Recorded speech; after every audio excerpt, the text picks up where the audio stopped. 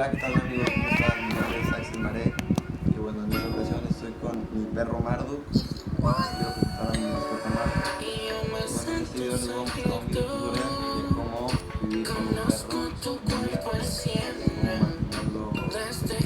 contento, ¿no? Digamos, de la mascota. Bueno, lo primero que hago cuando me levanto es revisar si mi perro está en casa. Eso es muy importante. Bueno, pues no falta el perro que se escapa, ¿no? Y realmente es entretenido, así que pues nos tenemos que hacer un plan. Ya teniendo el perro en la casa, pues lo primero que hay que hacer pues es que salga, ¿no? Al patio. Que haga sus necesidades ahí en el patio, el perro.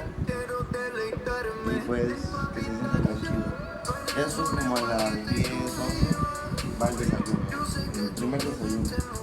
Entonces, no sé, las frutitas, no sé, carnita o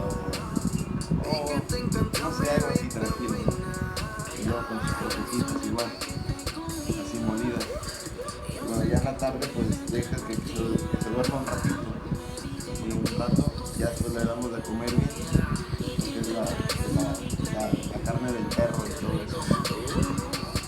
Lo puedes sacar a pasear si quieres, para que baje toda esa comida. Aquí mi perro está muy gordo, mi chihuahua. Es un chihuahua, pero está un poquito pasado. Porque ya no sale, o sea, ya no sale a correr, ya no quiere. Pues se la pasa comiendo. Pues se la pasa comiendo. Y está gordo. Pero yo les digo que lo saquen a pasear para que no se coma mío, pero si quieren que se coma mío, pues lo hagan así. Pero bueno, ya después de la comida y que lo hayas sacado a pasear y todo eso, pues puede venir el baño. ¿Y por qué no un baño, no? El perro pues es un soledad, no sé por qué, hace así, pero un baño. Y luego ya después que dormir, para dormir papá.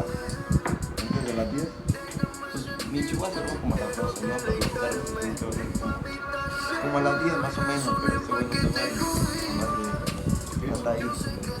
Pero bueno, esto fue todo amigos, esto fue un tutorial de cómo tratar, y pues el tratamiento pues ya saben, ¿no? Aquí en la cabeza, aquí